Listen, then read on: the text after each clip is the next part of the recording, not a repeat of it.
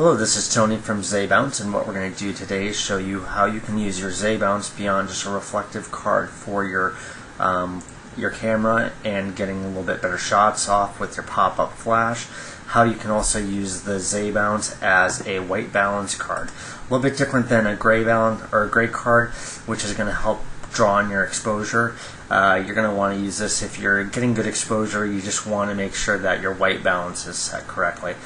So what I've got is I've got some images here, and we're going to show you this in Lightroom and in Photoshop, so you can see the different ways you can use this as an extra tool that you're getting out of the ZBounce, which is a great thing to have an extra tool, especially when you're dealing with color correction with white balance. So what we're going to do is we've got an image here, and I'm just going to go into Develop in Lightroom. We're Lightroom 3, but you can do this in earlier versions of Lightroom, not a problem. And we can see our befores. This is the ZBounce right in our area here in the photo. Usually you're not going to have a card in your photo, but what we're going to do is we're going to sync this up to an image that doesn't have it. So what I'm going to do is all we need to do is grab our white balance selector tool over here, this little eyedropper, click it, and then bring it right over to our ZBounce, and right in the center I'm just going to click that. And you can see the drastic change. We went from really kind of a yellow to the more natural beige white background, which is what's actually the scene. So our color balance just jumps right where it needs to be. It looks a lot more natural. So it's really simple to just bring that in.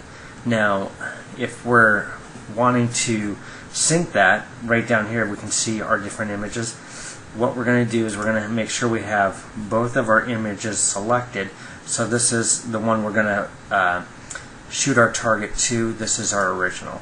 So I've got both of them selected. You can see they're highlighted, but this one's the got a little bit whiter white. That means that's the active one. Now what we're going to do is we're going to sync to that active one. I'm just going to hit sync, and if you have other things you've done before for synchronizing, you'll see that a bunch of things are checked. I'm just going to check none, and then go back and click on my white balance because that's what I'm updating. Now if I synchronize, you'll actually see that if I go down to my new one, you're going to see the updated. Before it looked like that.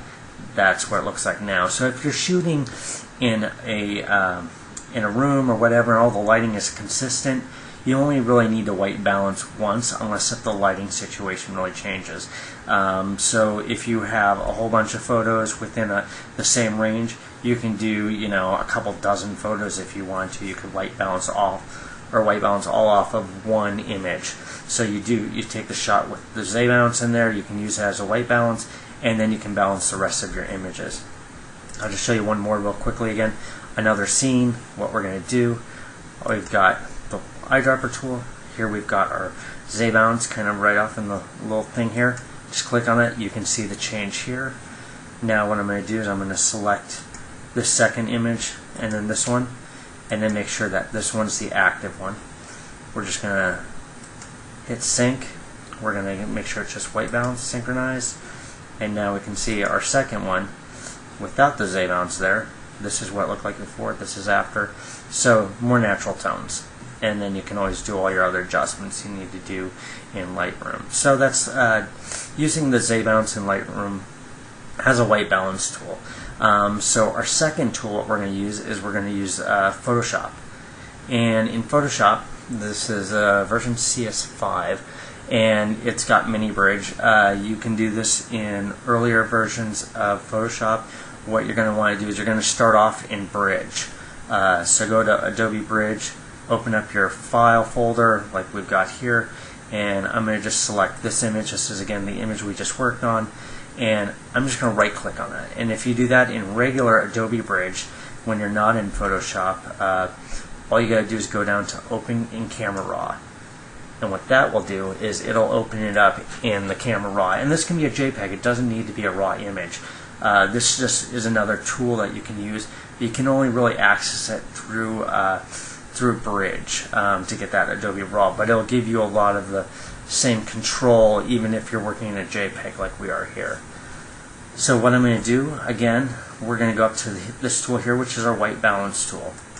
Just click on that, come right down to our white or Z bounce. We're going to use it as a white balance card. Click right in the middle. There we get our change right away, nice and easy. Now, if we want to apply this to other images, all we need to do is that we come over to here, over in the basics, drop down menu, and we're going to save our settings. You're going to get basically all these will pop up. I'm just going to come up here and I'm just going to go to white balance because that's all I want. So it just does that one and selects everything else. So I'm going to save that. It's going to save it in this folder. I've already saved it once, but you can just hit save, replace. Yeah, that's what I'm going to do. Okay, now what I'm going to do is I can cancel or hit done. If I hit done, it's just going to update that image. You'll see it pop up there as clean. And then here what we've got, I'm going to open up this one. This same image but without the Z bounce as a white balance card. I'm going to open in RAW. Here we go again. Popped up nice and easily. Now to just update this, all I have to do is load settings. I get that one that I saved it in.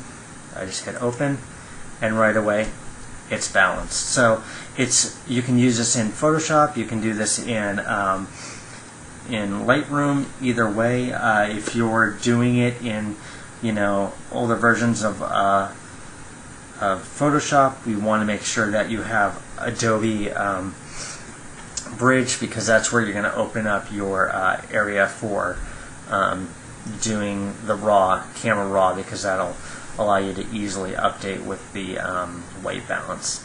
So get more out of your Z bounce, and it'll allow you to do a couple things other than giving you better photos with your pop-up bounce. You can also throw in a scene as a white balance, so you're getting multiple uses out of the product. So check it out at ZEHbounce, ZEHbounce.com, and it's also available at B&H Photo. So check it out. Thanks.